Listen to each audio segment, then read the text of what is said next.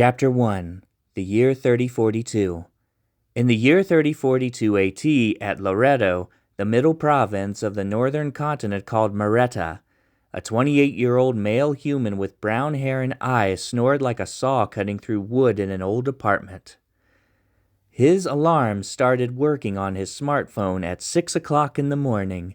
That irritating alarm sound was not what his ears wanted to heed, smashing his fists intensely in his sleep. Then he, Lorris, woke up and saw his broken smartphone.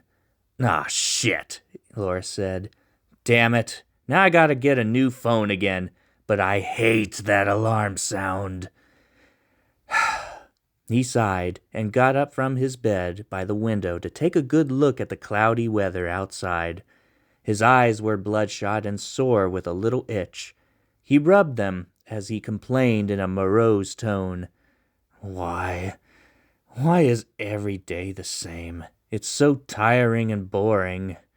Nothing exciting ever happens around here."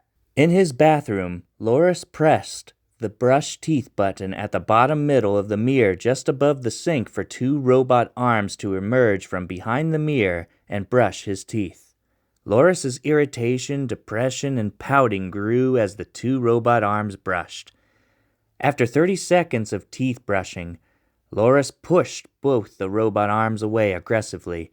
He then went to a dresser-like machine with buttons on their drawers and angrily pressed the work close button for the drawer to open. Khaki pants and a green shirt with a dark green letter G on its back. Lorris took those clothes with a growling, sighing sneer, then put them on before he changed his mind. With a hungry stomach, Lorris headed downstairs to his kitchen for breakfast. He pressed one of the buttons at the kitchen counter for a robot to give him cereal in a chrome bowl from within the counter. Well, take time to take the most important meal of the day. Then the doorbell rang when Lorris was about to eat his first bite. Before he became too angry with cringing teeth, he took a deep breath and let it out. "Them again?" he asked, getting up to answer the door. Lorris usually encounters the rent collectors every time his doorbell rings. "I told you, George! I'll give you the green by tonight, when my next paycheck arrives." He pressed a button to open the door and found that instead of seeing the usual rent collectors, he found two Veallan girls trying to spread their faith in Veallan and Godun. "Whoa," Lorris said, looking at the girls' slender bodies and tan skins. "Hi," said the blonde Veallan girl in a blue short skirt and white fleece sweatshirt. Lorris's bloodshot eyes suddenly opened wide with interest in the girls.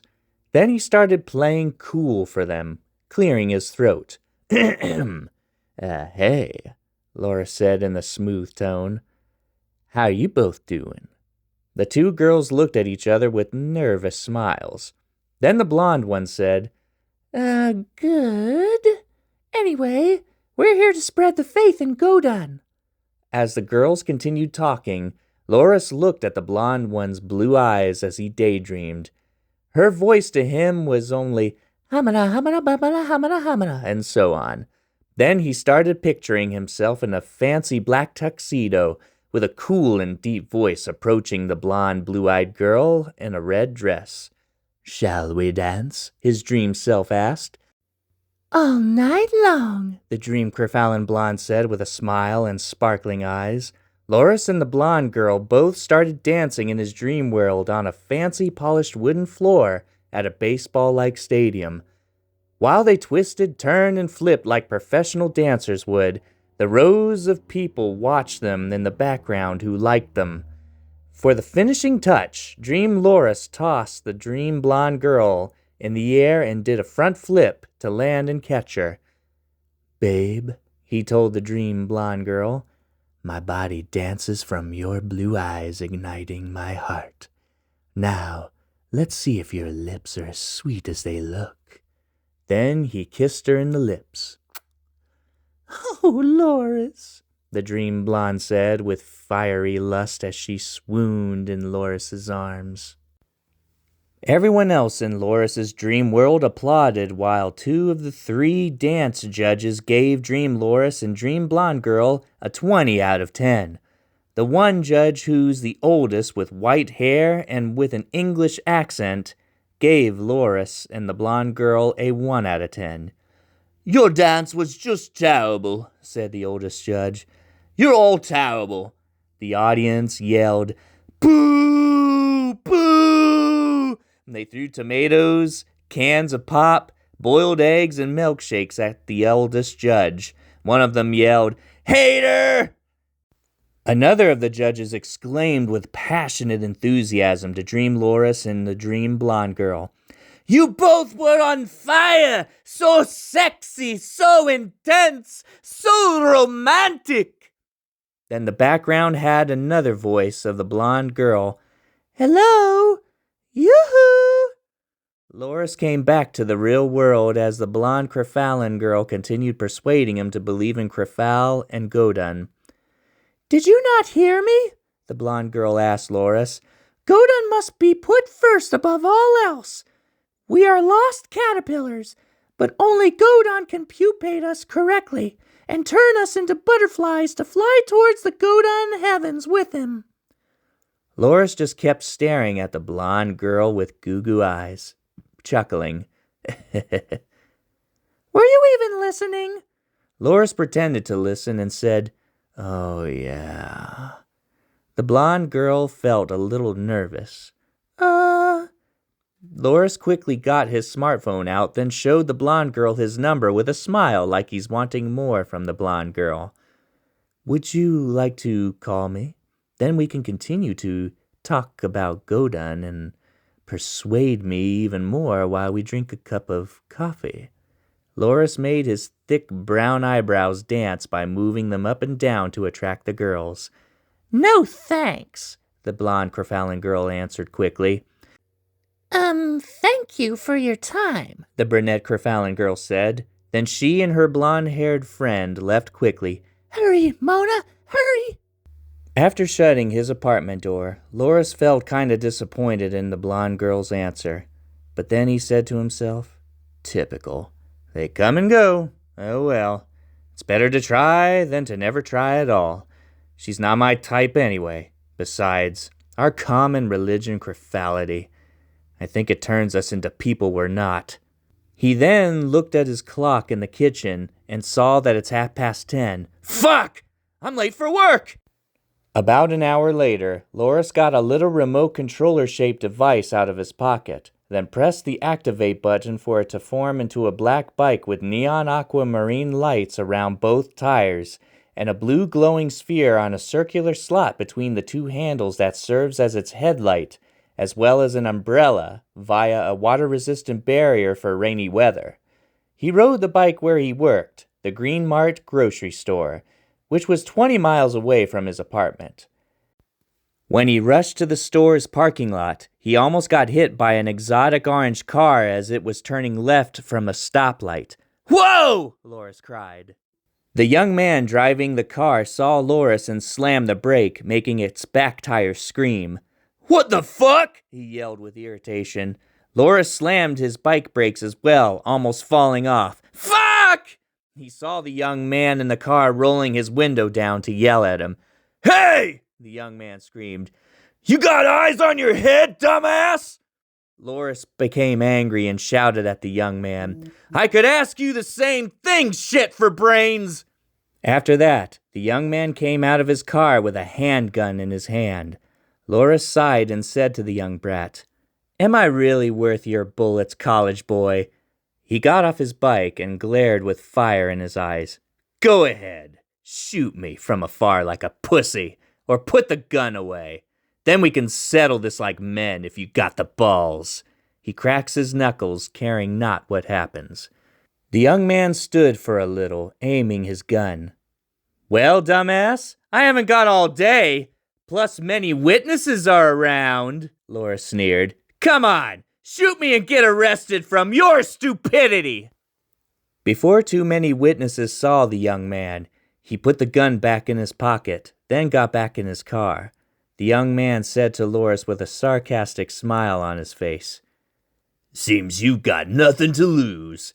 Death would be a favor to you. Rather let you keep living for you to keep suffering. The young man drove away. After that, Lorris said to himself, typical pussies with their guns. A real man fights with fists. He continued riding to the bike rack by the Green Mart's front doors. After parking the bike, he placed a square-shaped device upon the bike's handle. Lock, he told it. Then his square-shaped device wrapped both the bike's handle and the bike rack with coiling electricity. Before getting inside Green Mart, Lorris took a deep breath to calm himself.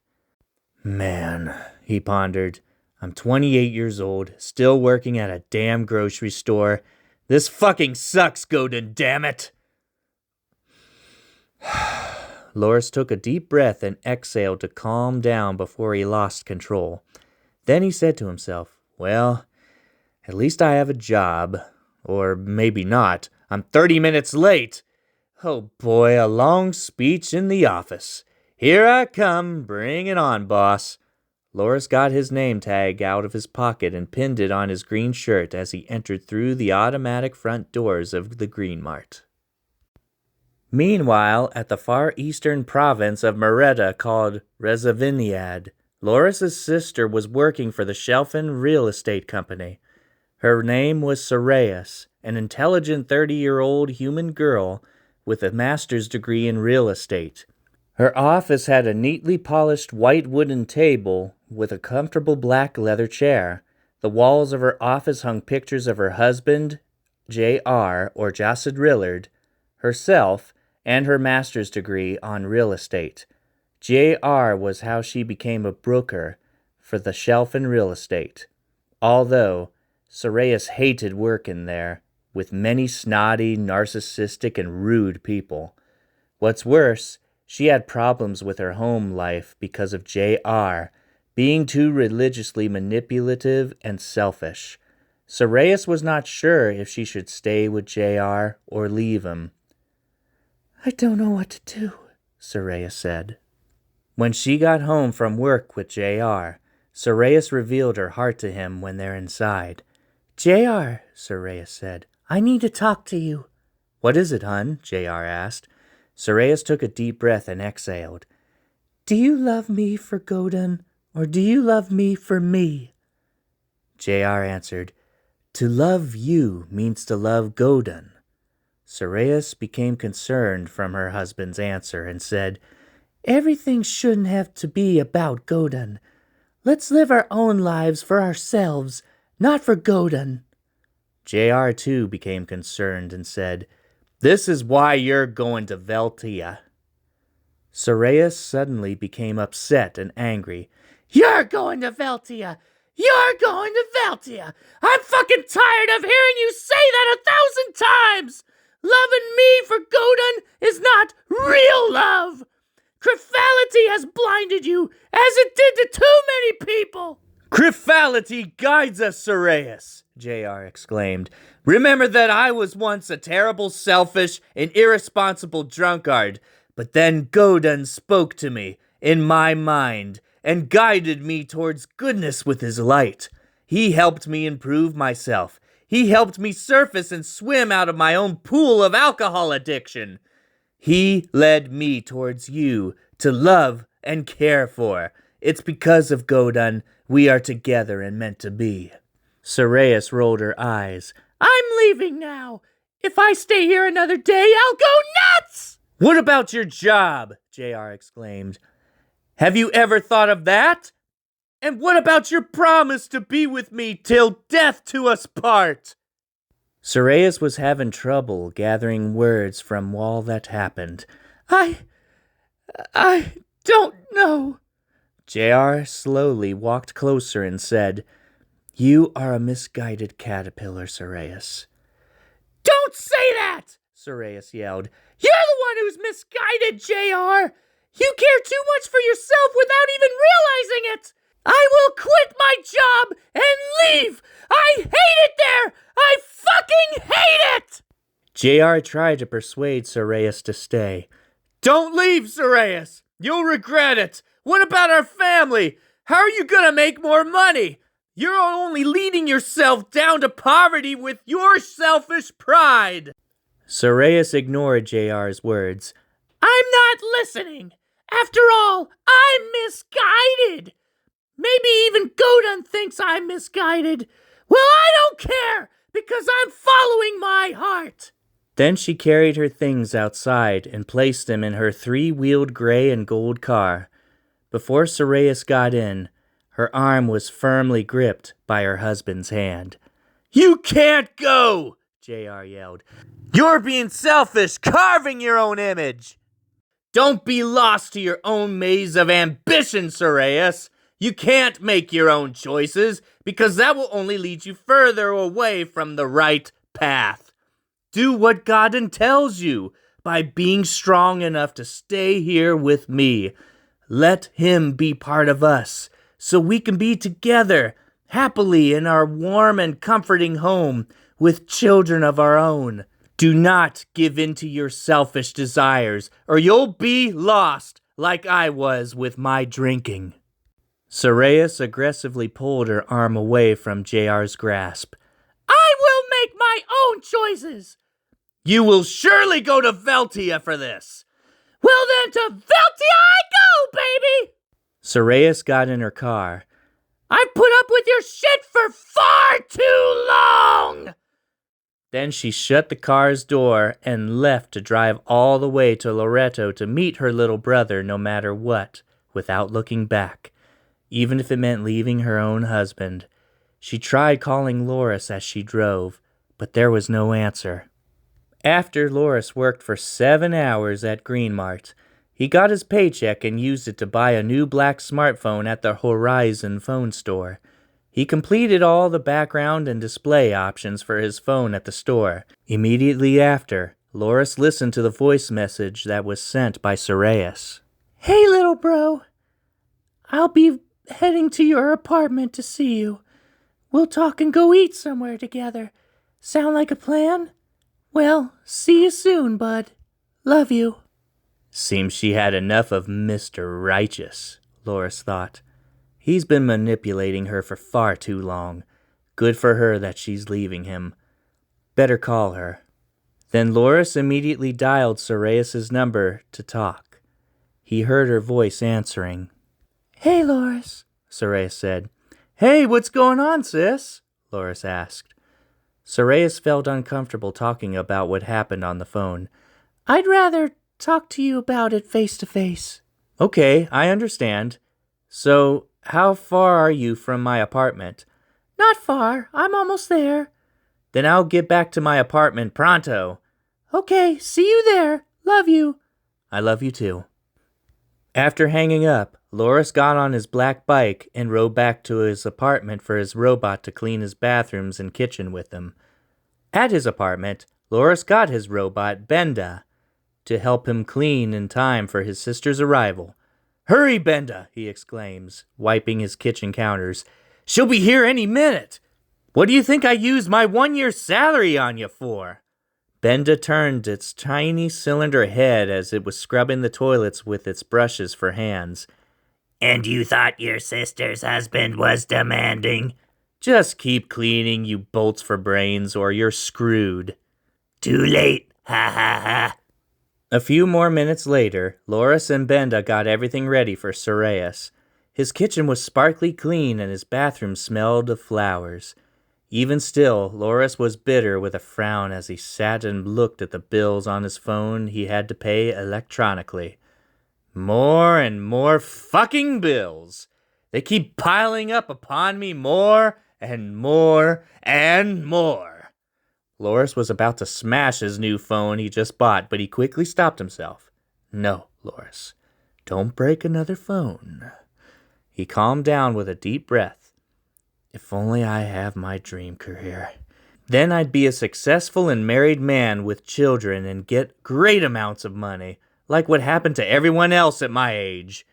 Maybe I should continue my passion for making video games, even with the fucking impossible odds. But at the same time, I should focus on what I can do. Then the doorbell rang. That must be her, he thought. He walked to the door and answered. Unfortunately, it was not Cereas, but a mysterious Veallan-man in a long black coat. His black and purple butterfly wings were like no other any had seen before on any Veallan's back. "Do you believe in yourself?" he asked Lorris. I do," Lorris answered nervously. "Even more than Godun?" Lorris felt a little concerned with an awkward look in his eyes with one eyebrow up. "Who are you?" he asked. The Veallan-man answered, "I'm just a friend. How do you do?" "Why are you here?" "I have come to warn you of the apocalypse." "What are you talking about?" "The whole universe is in danger." "I've heard that one many times." "No, it is true. I tell you this because you and your sister, Cereas, may have what it takes to defy Godun, VRDR. "Defy Godun?" Then Lorris thought as he was reaching for his smartphone, this guy needs some psychiatric help. The Veallan-man spoke telepathically to Lorris's mind. "I do not need psychiatric help, dear friend." "Huh?" Lorris's lips curled with a defiant sneer as his eyes opened wider with a glare. "Did you just read my mind?" "Calling the authorities will not help either." "And why is that?" "Your phone needs charging." Lorris looked at his phone and found its screen black, pressing the on button at its side. "Shit!" "You will find my words true when all the angels and the Vins are amongst the living, including me." "What are you talking about? You're not making sense." Then Cereas arrived and shouted, "Hey, little bro! Who are you talking to?" The Veallan-man continued talking to Lorris quickly. "You and your sister must find a man named Renard Skint at the Thorny Rose Strip Club before dusk tomorrow. Only then can you puzzle my words together. You must keep..."